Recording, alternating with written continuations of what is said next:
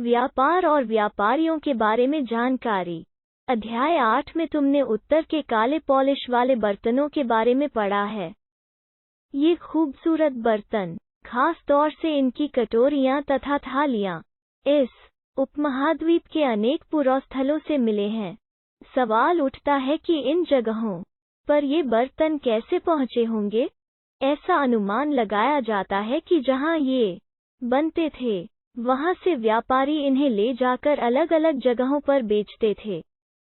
दक्षिण भारत सोना, मसाले, खास तौर पर काली मिर्च तथा कीमती पत्थरों के लिए प्रसिद्ध था। काली मिर्च की रोमन साम्राज्य में इतनी मांग थी कि इसे काले सोने के नाम से बुलाते थे। व्यापारी इन सामानों को समुद्री जहाज़ों और सड़कों के रास्ते रोम पहुंचाते थे। दक्षिण भारत में ऐसे अनेक रोमन सोने के सिक्के मिले हैं। इससे यह अंदाजा लगाया जाता है कि उन दिनों रोम के साथ बहुत अच्छा व्यापार चल रहा था। व्यापारियों ने कई समुद्री रास्ते खोज निकाले। इनमें से कुछ समुद्र के किनारे चलते थे, कुछ अरब सागर और बंगाल की खाड़ी पार करते थे। नाविक मानसूनी हवा का फायदा उठाकर अपनी यात्रा जल्दी पूरी कर लेते थे। वे अफ्रीका या अरब के पूर्वी तट से इस उपमहाद्वीप के पश्चिमी तट पर पहुंचना चाहते थे तो दक्षिणी पश्चिमी मानसून के साथ चलना पसंद करते थे। इन लंबी यात्राओं के लिए मजबूत जहाज़ों का निर्माण किया जाता था। समुद्र तटों से लगे राज्य, इस उपमहाद्वीप के दक्षिणी भाग में बड़ा तटीय प्रदेश है। इनमें बहुत से पहाड़ू पठार और नदी के मैदान हैं। नदियों के मैदानी इलाकों में कावेरी का मैदान सबसे उपजाऊ है। मैदानी इलाकों तथा तटीय इलाकों के सरदारों और राजाओं के पास धीरे धीरे काफी संपत्ति और शक्ति हो गई। संगम कविताओं में मूवेंदार की चर्चा मिलती है। यह एक तमिल शब्द है जिसका अर्थ 3 मुखिया है। इसका प्रयोग 3 शासक परिवारों के मुखियाओं के लिए किया गया है। ये थे चोल, चेर तथा पांड्य। मानचित्र 7, पृष्ठ 105, जो करीब 2300 साल पहले दक्षिण भारत में काफी शक्तिशाली माने जाते थे। इन तीनों मुखियाओं के अपने दो सत्ता केंद्र थे। इनमें से एक तटीय हिस्से में और दूसरा अंदरूनी हिस्से में था। इस तरह 6 केंद्रों में से 2 बहुत महत्वपूर्ण थे। एक चोलों का पत्तनपुहार या कावेरीपट्टनम, दूसरा पांड्यों की राजधानी मदुरै। ये मुखिया लोगों से नियमित कर के बजाय उपहारों की मांग करते थे। कभी कभी ये सैनिक अभियानों पर भी निकल पड़ते थे और आसपास के इलाकों से शुल्क वसूल कर लाते थे। इनमें से कुछ धन वे अपने पास रख लेते थे, बाकी अपने समर्थकों, नाते रिश्तेदारों, सिपाहियों तथा कवियों के बीच बांट देते थे। अनेक संगम कवियों ने उन मुखियाओं की प्रशंसा में कविताएं लिखी हैं जो उन्हें कीमती जवाहरात, सोने, घोड़े, हाथी, रथ या सुंदर कपड़े दिया करते थे। इसके लगभग 200 वर्षों के बाद पश्चिम भारत, मानचित्र 7, पृष्ठ 105 में सातवाहन नामक राजवंश का प्रभाव बढ़ गया। सातवाहनों का सबसे प्रमुख राजा गौतमी पुत्र श्री सातकर्णी था। उसके बारे में हमें उसकी मां गौतमी बलश्री द्वारा दान किए एक अभिलेख से पता चलता है। वो और अन्य सभी सातवाहन शासक दक्षिणापथ के स्वामी कहे जाते थे। दक्षिणापथ का शाब्दिक अर्थ दक्षिण की ओर जाने वाला रास्ता होता है। पूरे दक्षिणी क्षेत्र के लिए भी यही नाम प्रचलित था। श्री सातकर्णी ने पूर्वी, पश्चिमी तथा दक्षिणी तटों पर अपनी सेनाएं भेजीं। रेशम मार्ग की कहानी, कीमती, चमकीले रंग और चिकनी, मुलायम बनावट की वजह से रेशमी कपड़े अधिकांश समाज में बहुमूल्य माने जाते हैं। रेशमी कपड़ा तैयार करना एक जटिल प्रक्रिया है। रेशम के कीड़े से कच्चा रेशम निकालकर सूत कताई होती है और फिर उससे कपड़ा बुना जाता है। रेशम बनाने की तकनीक का आविष्कार सबसे पहले चीन में करीब 7000 साल पहले हुआ। इस तकनीक को उन्होंने हजारों साल तक बाकी दुनिया से छुपाए रखा।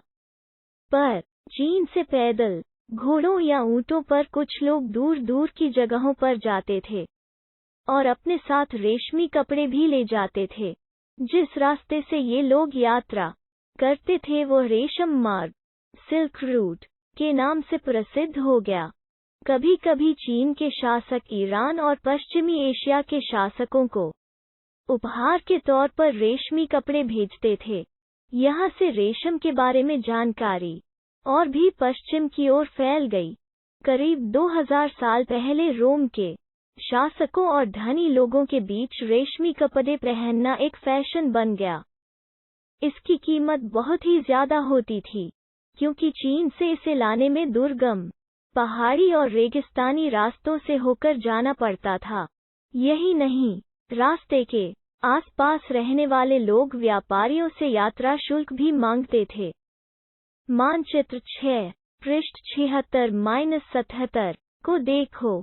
इसमें सिल्क रूट तथा उसकी शाखाओं को दिखाया गया है। कुछ शासक इसके बड़े बड़े हिस्सों पर अपना नियंत्रण करना चाहते थे क्योंकि इस रास्ते पर यात्रा कर रहे व्यापारियों से उन्हें कर, शुल्क तथा तोहफों के गहन लाभ मिलता था। इसके बदले ये शासक इन व्यापारियों को अपने राज्य से गुजरते वक्त लुटेरों के आक्रमणों से सुरक्षा देते थे। सिल्क रूट पर नियंत्रण रखने वाले शासकों में सबसे प्रसिद्ध कुषाण थे। करीब 2000 साल पहले मध्य एशिया तथा पश्चिमोत्तर भारत पर इनका शासन था। पेशावर और मथुरा इनके दो मुख्य शक्तिशाली केंद्र थे। तक्षशिला भी इनके ही राज्य का हिस्सा था। इनके शासनकाल में ही सिल्क रूट की एक शाखा मध्य एशिया से होकर सिंधु नदी के मुहाने के पत्तनों तक जाती थी। फिर यहाँ से जहाज़ों द्वारा रेशम पश्चिम की ओर रोमन साम्राज्य तक पहुँचता था। इस उपमहाद्वीप में सबसे पहले सोने के सिक्के जारी करने वाले शासकों में कुषाण थे। सिल्क रूट पर यात्रा करने वाले व्यापारी इनका उपयोग किया करते थे। बौद्ध धर्म का प्रसार। कुषाणों का सबसे प्रसिद्ध राजा कनिष्क था। उसने करीब 1900 साल पहले शासन किया। उसने एक बौद्ध का गठन किया जिसमें एकत्र होकर विद्वान महत्वपूर्ण विषयों पर विचार विमर्श करते थे। बुद्ध की जीवनी। बुद्धचरित के रचनाकार कवि अश्वघोष कनिष्क के दरबार में रहते थे। अश्वघोष तथा अन्य बौद्ध विद्वानों ने अब संस्कृत में लिखना शुरू कर दिया था। इस समय बौद्ध धर्म की एक नई धारा महायान का विकास हुआ। इसकी दो मुख्य विशेषताएं थीं। पहले, मूर्तियों में बुद्ध की उपस्थिति सिर्फ कुछ संकेतों के माध्यम से दर्शाई जाती थी। मिसाल के तौर पर उनकी निर्वाण प्राप्ति को पीपल के पेड़ की मूर्ति द्वारा दर्शाया जाता था, पर अब बुद्ध की प्रतिमाएं बनाई जाने लगीं। इनमें से अधिकांश मथुरा में तो कुछ तक्षशिला में बनाई जाने लगीं। दूसरा परिवर्तन बोधिसत्व में आस्था को लेकर आया। बोधिसत्व उन्हें कहते हैं जो ज्ञान प्राप्ति के बाद एकांत वास करते हुए ध्यान साधना कर सकते थे, लेकिन ऐसा करने के बजाय वे लोगों को शिक्षा देने और मदद करने के लिए सांसारिक परिवेश में ही रहना ठीक समझने लगे।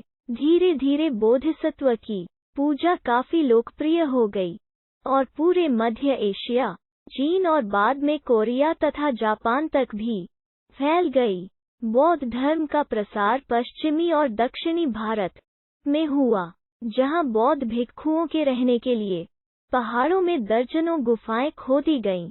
इनमें से कुछ गुफाएं राजा और रानियों के आदेश पर बनाई गईं तो कुछ व्यापारियों तथा कृषकों द्वारा। इनमें से ज्यादातर गुफाएं पश्चिमी घाट के दर्रों के पास बनाई गई थीं। दक्कन के शहरों और तटों के समृद्ध बंदरगाहों और इन्हें जोड़ने वाली सड़कें भी इन्हीं दर्रों से होकर गुजरती थीं।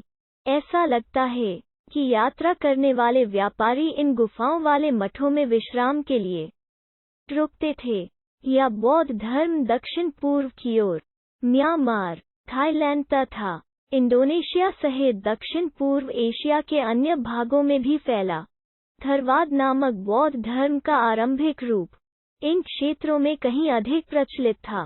तीर्थयात्रियों की जिज्ञासा व्यापारी काफिलों में तथा जहाजों पर दूर दूर जाया करते थे। बहुत से तीर्थयात्री भी उनके साथ यात्रा पर निकल पड़ते थे। इसी तरह भारत की यात्रा पर आया चीनी बौद्ध तीर्थयात्री फाशियन काफी प्रसिद्ध है। वो करीब 1600 साल पहले आया। श्वेन असांग 400 साल पहले भारत आया और उसके करीब 50 साल बाद इत्सिंग आया। वे सब बुद्ध अध्याय 6 के जीवन से जुड़ी जगहों और प्रसिद्ध मठों को देखने के लिए भारत आए थे। इनमें से प्रत्येक तीर्थयात्री ने अपनी यात्रा का वर्णन लिखा। इन्होंने अपनी यात्रा के दौरान आई मुश्किलों के बारे में भी लिखा। इन यात्राओं में कई वर्ष लग जाया करते थे। जिन देशों और मठों को उन्होंने देखा उनके बारे में उन्होंने लिखा और उन किताबों के बारे में भी उन्होंने लिखा जिन्हें वे अपने साथ ले गए थे। श्वेन असांग भूमार्ग से उत्तर पश्चिम और मध्य एशिया होकर चीन वापस लौटा। उसने सोने, चांदी और चंदन की लकड़ी की बनी बुद्ध की मूर्तियां तथा 600 से भी ज्यादा पांडुलिपियां एकत्र की थीं। इन्हें वह लगभग 20 घोड़ों पर लाद कर ले गया, पर इसमें से 50 पांडुलिपियां उस समय खो गईं जब सिंधु नदी पार करते हुए उसकी नाव उलट गई। अपने जीवन का बाकी हिस्सा उसने बची हुई पांडुलिपियों का संस्कृत से चीनी अनुवाद करने में लगा दिया। भक्ति की शुरुआत इन्हीं दिनों देवी देवताओं की पूजा का चलन भी शुरू हुआ। बाद में हिंदू धर्म की यह प्रमुख पहचान बन गई। इनमें शिव, विष्णु और दुर्गा जैसे देवी देवता शामिल हैं। इन देवी देवताओं को पूजा भक्ति परंपरा के माध्यम से की जाती थी। भक्ति उस समय काफी लोकप्रिय परंपरा बन गई। किसी देवी या देवता के प्रति श्रद्धा को ही भक्ति कहा जाता है। भक्ति का पथ सबके लिए खुला था, चाहे वो धनी हो या गरीब, ऊंची जाति का हो या नीची जाति का, स्त्री हो या पुरुष। में भक्ति मार्ग की चर्चा हिंदुओं के पवित्र ग्रंथ भगवद गीता में की गई है। महाभारत अध्याय 11 देखो का एक हिस्सा है। इसमें भगवान कृष्ण अपने भक्त और मित्र अर्जुन को सभी धर्मों को छोड़कर उनकी शरण में आने का उपदेश देते हैं, क्योंकि केवल कृष्ण ही अर्जुन को सारी बुराइयों से मुक्ति दिला सकते हैं। पूजा का यह रूप धीरे धीरे देश के विभिन्न भागों में फैलने लगा। भक्ति मार्ग अपनाने वाले लोग आडंबर के साथ पूजा पाठ करने के बजाय ईश्वर के प्रति लगन और व्यक्तिगत पूजा पर जोर देते थे। भक्ति मार्ग अपनाने वालों का यह मानना है कि अगर अपने आराध्य देवी या देवता की सच्चे मन से पूजा की जाए तो वो उसी रूप में दर्शन देंगे जिसमें भक्त उसे देखना चाहता है। इसलिए आराध्य देवी या देवता मानव के रूप में भी हो सकते हैं या फिर सिंह, पेड़ या अन्य किसी भी रूप में। जैसे जैसे इस विचार को समाज द्वारा स्वीकृति मिलती गई, कलाकार देवी देवताओं की एक से बढ़कर एक खूबसूरत मूर्तियां तैयार करने लगे। देवी देवताओं का विशेष सम्मान होता था, इसलिए विशेष जगहों पर ही इनकी मूर्तियों को रखा जाता था। इन स्थानों को ही मंदिर कहते हैं। अध्याय 11 में तुम इन मंदिरों के बारे में पढ़ोगी। भक्ति परंपरा ने चित्रकला, शिल्पकला और स्थापत्य कला के माध्यम से अभिव्यक्ति की प्रेरणा दी है।